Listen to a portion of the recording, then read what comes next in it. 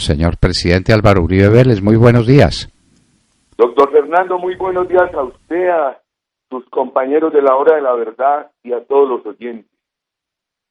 Señor presidente, dijimos por estas ondas que no comprendíamos su viaje a Roma, simplemente no lo habíamos entendido, pero que reconocíamos que usted era más inteligente que todos nosotros juntos y que seguramente fue a Roma por muy buenas razones.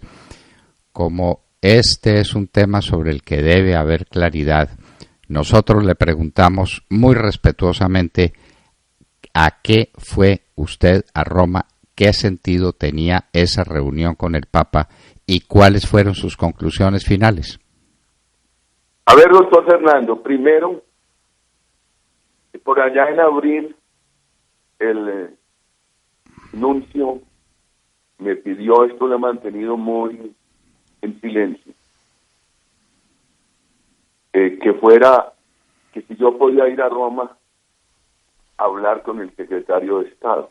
Yo le dije, puedo ir, pero en el receso del Congreso. Me dieron una cita el 13 de julio. Allá llegué. Lo supo toda la bancada nuestra, el Congreso. Y eso también se supo, porque allá fue la famosa Carta de Santos, etc. Me reuní yo con muchos en el Vaticano.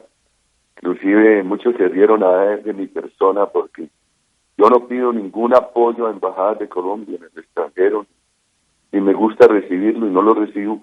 Me muevo en taxi. Yo llegué al Vaticano en taxi, lo mismo al Senado y tal.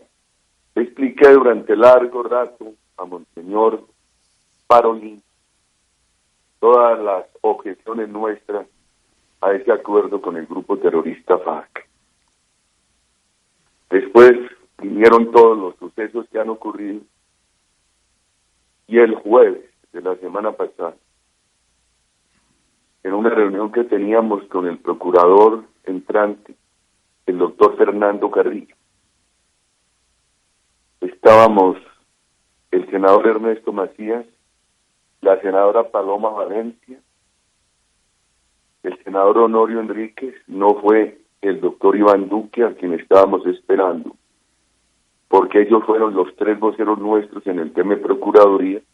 Entonces a mí me pareció que esa reunión donde fui convocado, ellos deberían asistir. Le empezamos a expresar al procurador nuestras preocupaciones por esta decisión de la Corte Constitucional, por lo que viene, por esa primera ley de amnistía que declara el narcotráfico delito político, con mucho nuestra preocupación, nuestro dolor por el futuro del país. El procurador nos dijo que había estado en el Vaticano ya 15, 20 días, que allí había consideración y respeto por estas tesis nuestras, que había preocupación. Y yo llamé en presencia de ellos al nuncio. Y el nuncio, mire, mi preocupación por esto.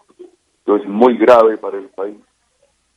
Y él me dijo algo así que a mí no me habían avisado, que yo no estaba en Roma, porque estaba prevista una reunión al otro día, y primera noticia que tengo, nuncio. A los 5 minutos me llamó el cardenal Parolin. Dijo que por favor fuera, que como así que no estaba allá, que el Santo Padre me estaba esperando. Entonces vino César Alierta, expresidente de Telefónica, y me llamó de España y me dijo que Telefónica nos ponía un avión que estaría a las 10 de la noche en Bogotá y me llevaría, que por favor fuera, que él había hablado con el Santo Padre, que era muy importante, que el Santo Padre me acogería me estaba esperando. Después vimos que la reunión era a las 10:30 de la mañana y no alcanzábamos. Entonces, muy generosamente, el doctor Luis Carlos Sarmiento nos prestó un avión, imagínense, para ese vuelo directo. Y yo consulté ahí con los miembros de la bancada, que eso fue sobre la marcha. Me dije, interrumpí mi presencia en la plenaria del Senado, pedí permiso para retirar, salí a las carreras y logré llegar. Y logré llegar con hora y media de retraso, pero en el Vaticano comprendieron. Incluso agradecí mucho porque en el aeropuerto, donde llegamos a un aeropuerto donde llegan estos aviones ejecutivos, me estaba esperando el jefe de protocolo del Vaticano y me llevaron muy rápidamente a Roma porque había un problema de mucho tráfico y gracias a la policía, al jefe de protocolo del Vaticano, pudimos llegar. Entonces ya empezó una reunión en la cual me recibía su santidad a mí solo. Inicialmente entré con César Mauricio Velázquez, nuestro ex embajador en el Vaticano, que es profesor allí en la Universidad de la Santa Cruz, con Juan Manuel Daza, quien es un asistente nuestro en la UTL, un muchacho bastante inteligente y estudioso. César Mauricio tuvo el detalle de conseguirme una camiseta de la Selección Colombia para regalarle de cumpleaños a su santidad, que cumplía años el 17, o sea, el día siguiente, en la misma fecha de la muerte del Libertador. Ya me quedé yo, ellos se retiraron, su santidad me hizo sentar en una sillita enfrente de él. Yo le expliqué con inmenso respeto todas nuestras diferencias con este proceso.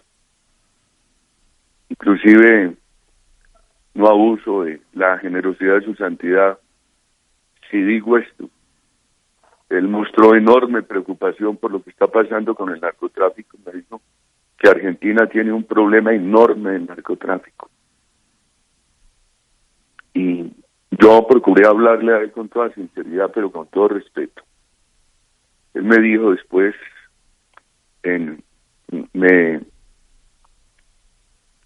uno siempre se conmueve mucho frente al Santo Padre. Yo no puedo negar eso. Se emociona. Y él me miraba, me pareció cuando me reuní con Juan Pablo II, que desde lejos, cuando lo vi en su oficina del Vaticano, que es tan grande, me pareció que lo conectaba uno con San Juan Pablo II, con unos ojitos pequeños, claros, y el Papa Francisco ya muy cerca me conectaba con esos ojos de él, que hablaba con su acento argentino, pero con un tono muy bajo de voz, con la amabilidad del pastor. Yo le conté todo, doctor Fernando, yo no puedo tener dos lenguajes. Después me dijo que si yo tenía algún inconveniente, que nos reuniéramos con el presidente Santos. Dije, su santidad, ni me lo pregunte, proceda. Entró el presidente de la República, le dije todo, la preocupación por este fast track, el desconocimiento de la voluntad popular. Inclusive ahí hubo elementos que tuve que discutirle delante de su santidad, como el narcotráfico, la elegibilidad, la impunidad total. Inclusive yo le había hablado a su santidad del tema de la mujer. Dije, mire, santidad, sí, hay que reivindicar los derechos de la mujer, que no tiene por qué negociar con el grupo que más las ha violado. Quiten de eso, y es muy fácil todo ese tema de género. Le dije a su santidad lo de las víctimas. Esa parte la repetí toda delante del presidente Santos. Y expresé que lo que tienen estos compañeros que han liderado el tema de las víctimas, Ervin, la doctora Diana Sofía y la senadora Sofía, etcétera. Y el presidente Santos en algún momento dijo que a Lira le habían perdonado todos los atracos, etcétera, y que aquí el narcotráfico había sido para lo mismo, para financiarse. A mí, en presencia de su santidad, tuve que rectificar eso. Es la gravedad para este país de que le den ese tratamiento al narcotráfico. Entonces cualquier bandido puede decir que no, que le está financiando la rebelión, una causa política con el narcotráfico, etcétera. Lo mismo la elegibilidad. El presidente Santos salió con la tesis de lo del F-19, y ha cambiado mucho el mundo. Y aproveché para decir cuál fue mi participación allí. Dije, yo no participé en la negociación, los habían imputado, habían estado en el gobierno del presidente Gaviria, fueron a la constituyente, estaban en el Congreso, y les apareció una causa penal.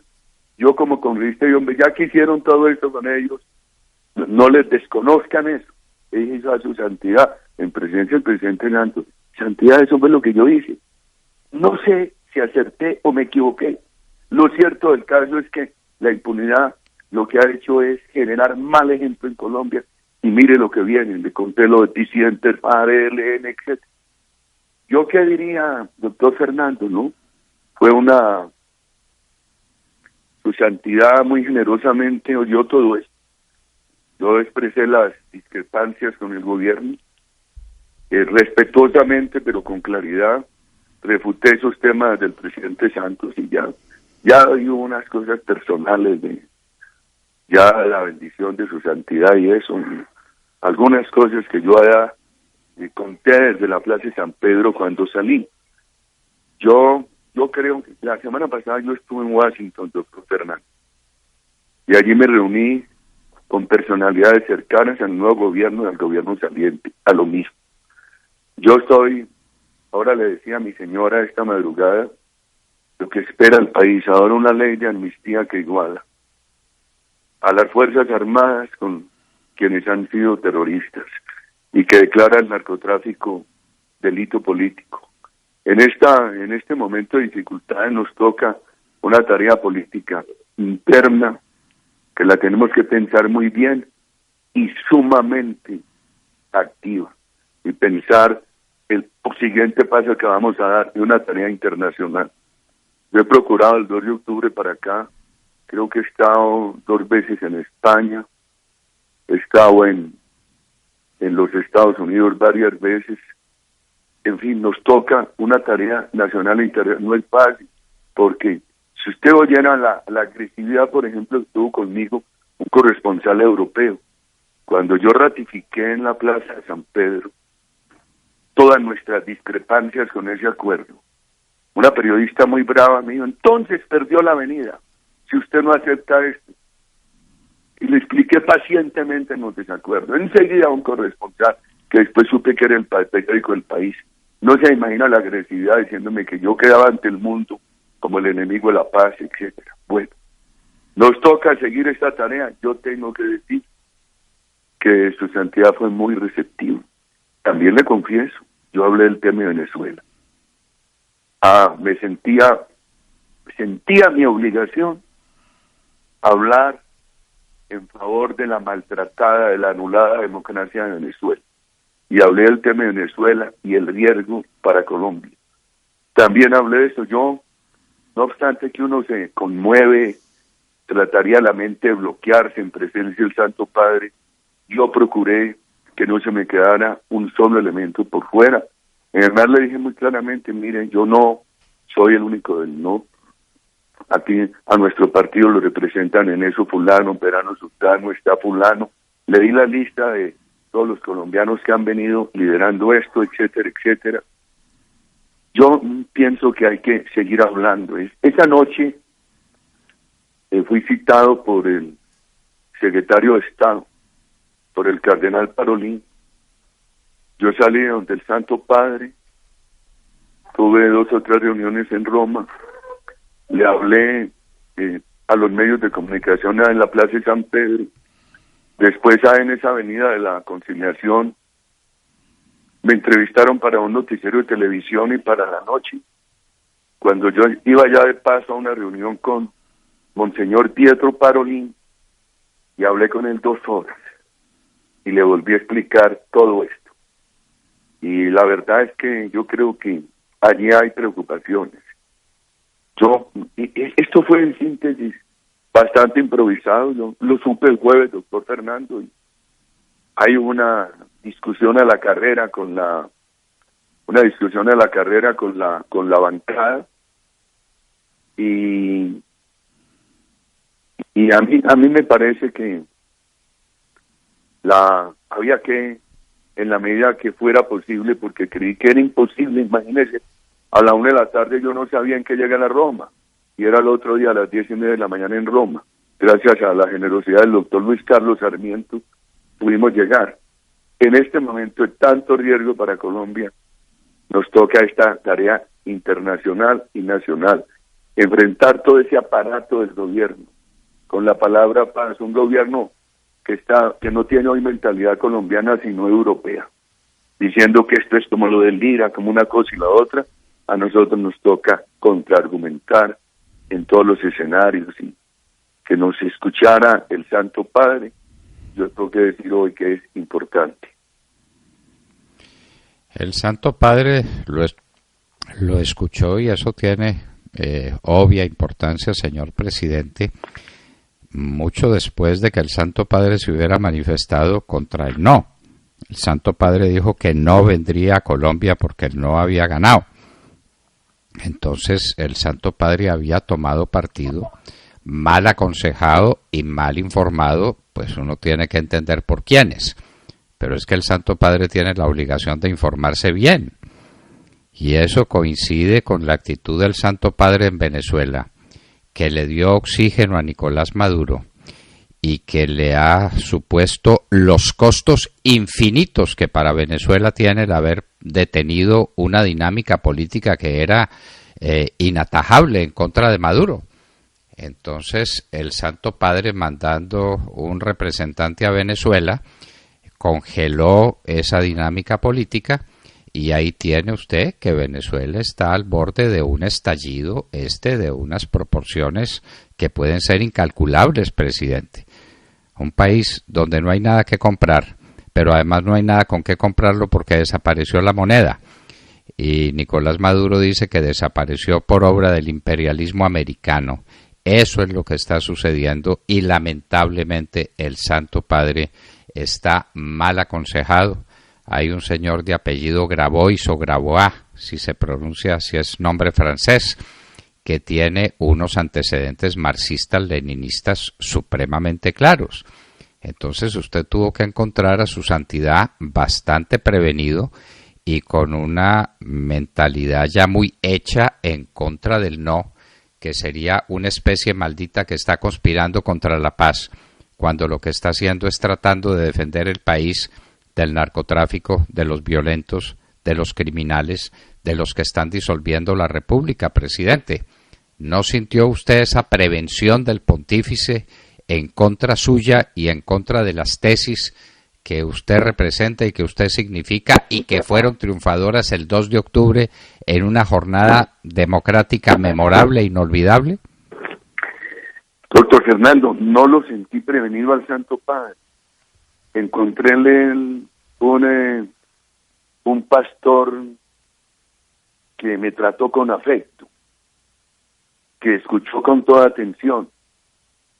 Inclusive yo creo lo siguiente, y esto es sí, revelando cosas de esa conversación, pero lo hago con el ánimo más constructivo, con todo el respeto por el Santo Padre. Hablado, propuso el tema del viaje a Colombia en la primera reunión conmigo. Yo le dije, excelente santidad, el pueblo colombiano es muy católico, se le quiere. Yo creo que eso es muy importante porque si su santidad viene a Colombia, creo que tenemos que hacer un trabajo bien hecho para que se entienda que aquí hay unas tesis que las nuestras que están soportadas en argumentos serios. Yo creo que nos toca hacer eso y yo confiaría que empiecen a rectificar sobre Venezuela, porque algún comentario le pude hacer a su santidad y después hablar ampliamente con Monseñor Parolín sobre eso. Y nos toca a nosotros seguir en la batalla aquí intensamente.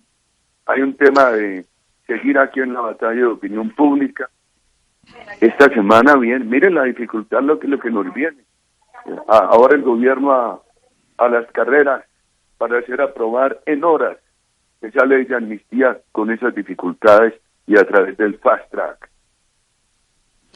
A través de un fast track que supuestamente ha sido bendecido por la Corte Constitucional Y digo que supuestamente porque todo lo que hay es un comunicado de prensa y la sentencia no aparece, presidente. Y hoy es el último día de actividad judicial en Colombia. Entonces no sabemos por cuáles razones la Corte Constitucional sale a decir que vale el fast track, que vale arruinar todo el orden institucional de la República, que el Congreso deje de ser Congreso y se convierta en una especie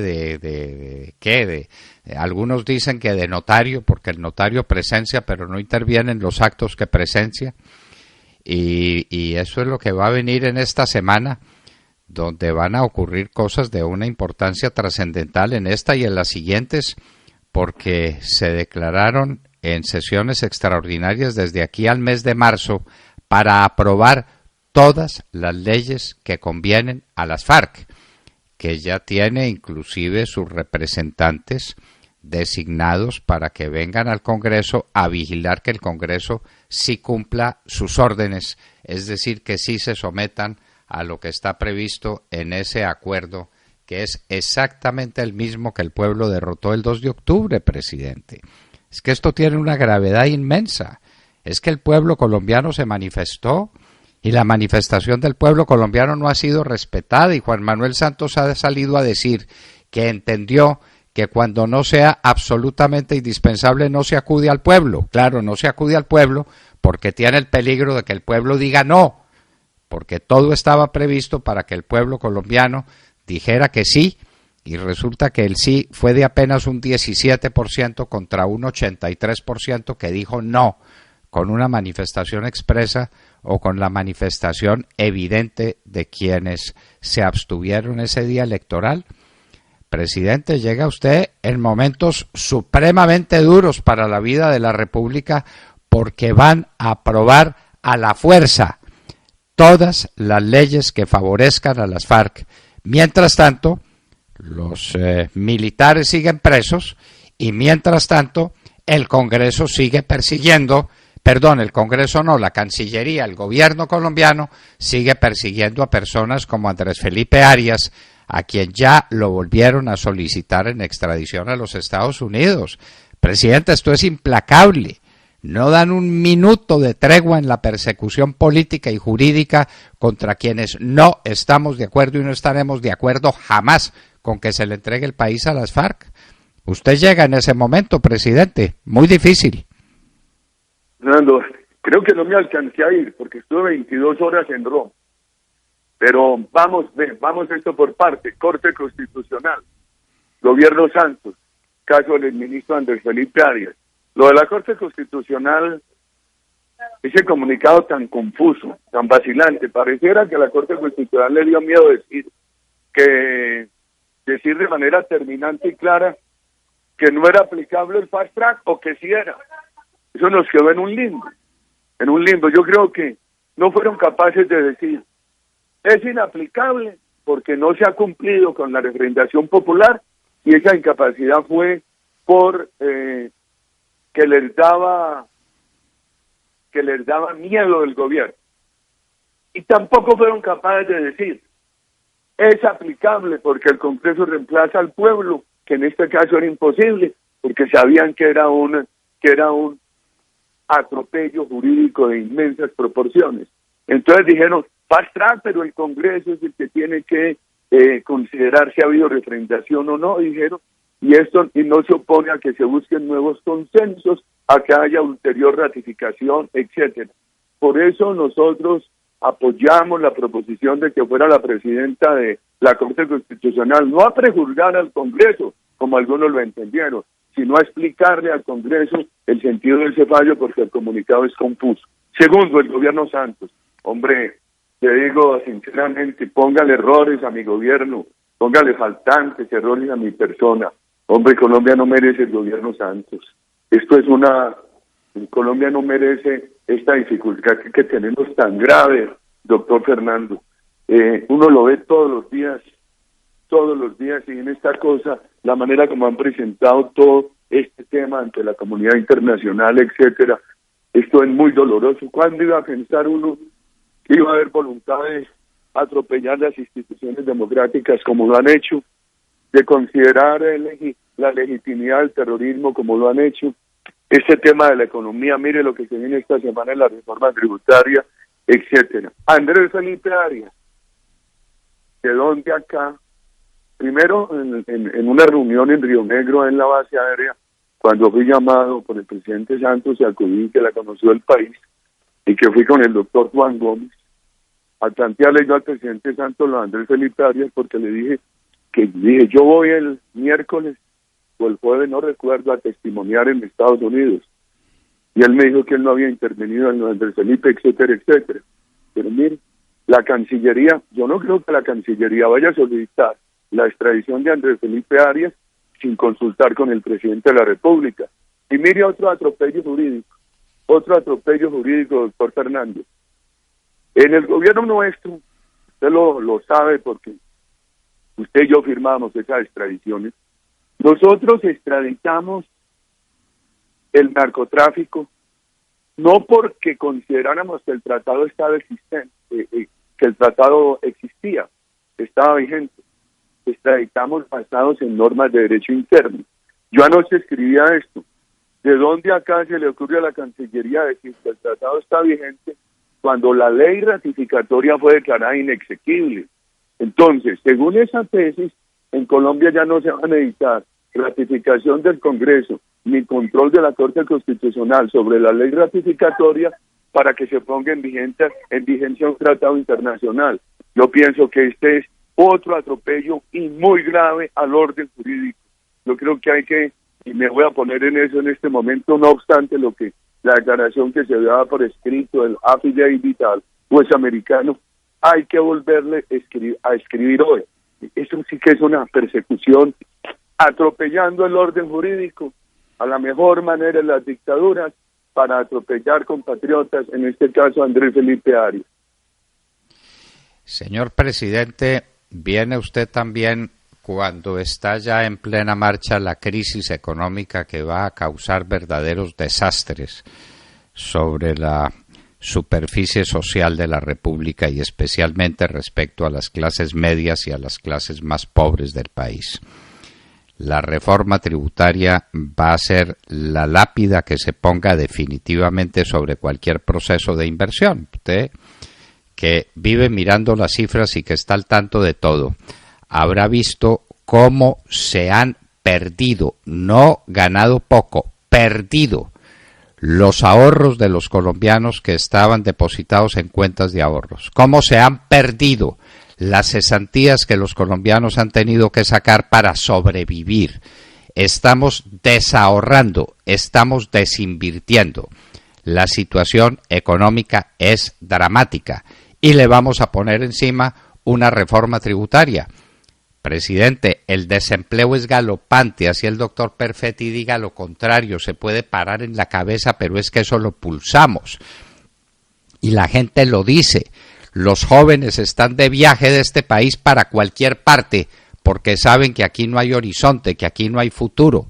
Acabamos la industria. La industria, hágame el favor, creciendo al 0.4%, incluido Reficar, es decir, cayendo ¿cuánto en términos reales?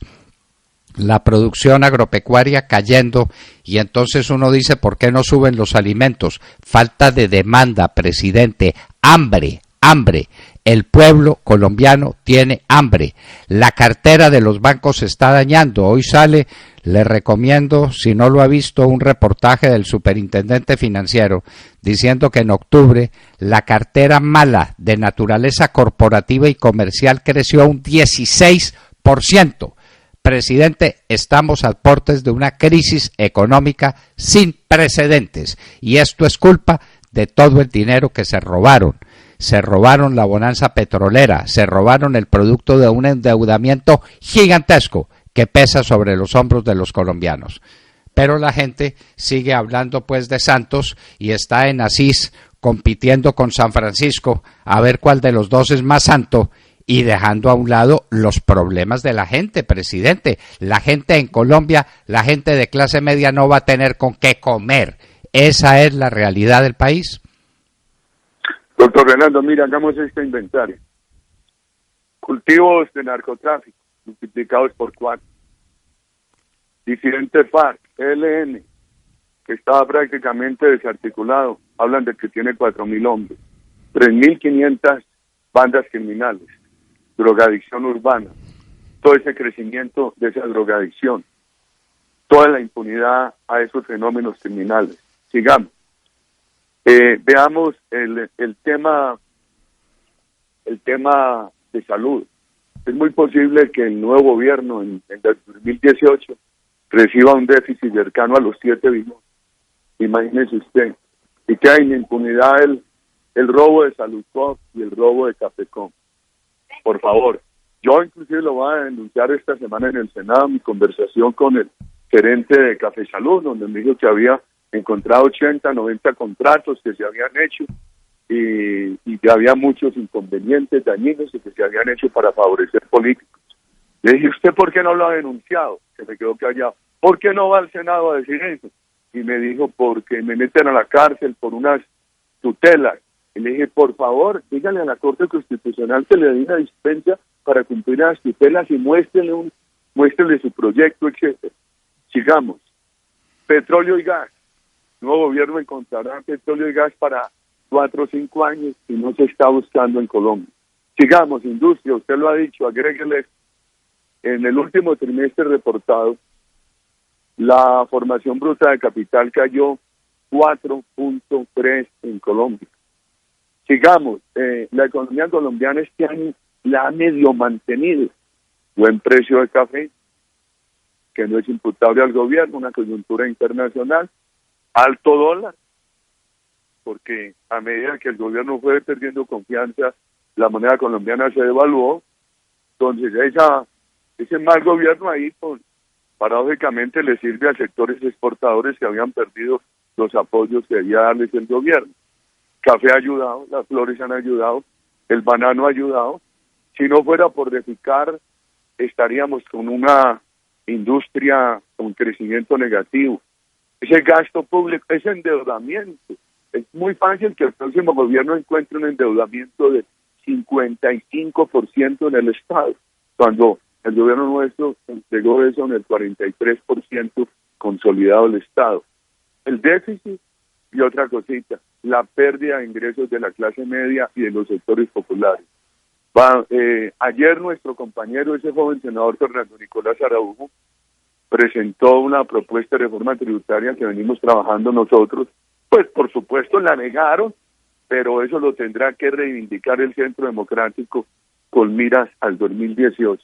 Nosotros somos de la idea que este país necesita radicalmente a bajar los impuestos, radicalmente ayudar al emprendimiento, sobre todo de sectores populares, medios y jóvenes, que los colombianos puedan pagar los impuestos sin miedo, sin tener que buscar caminos, traviesas, senderos de evasión, y que la atracción para poder pagar unos impuestos razonables y bajos esté complementada con unas exigencias con sanciones para que haya cero evasión. Y de volverle a decir a los colombianos, esto no puede ser, con unos gobiernos fiscalistas que no les importa la empresa privada, que viven en las nubes, que no tienen, que le dan la espalda a la necesidad de promover la inversión. Este país necesita generar inversión permanentemente para que haya empleo de calidad y para que haya reivindicación de las clases medias y populares. En fin, es una lucha, pero no podemos declinar un solo momento, doctor Fernando. Yo llegué el sábado a Pereira, estoy en Manizales y voy a viajar enseguida a Bogotá porque hoy estamos citados al Senado para seguir esta tarea. Señor presidente, sabemos que usted no va a cejar un solo minuto en su empeño.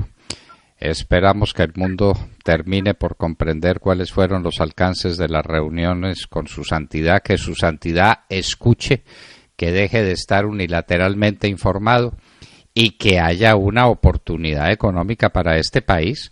Ya la última noticia, presidente, usted la habrá visto, es que el gobierno quiere revivir el impuesto a las bebidas azucaradas, que es revivirle un impuesto a la gente más pobre del país, que después de una jornada extenuante a todo lo que aspira es a una gaseosa fría para reponerse de las fatigas del día. Esto es inaudito, presidente.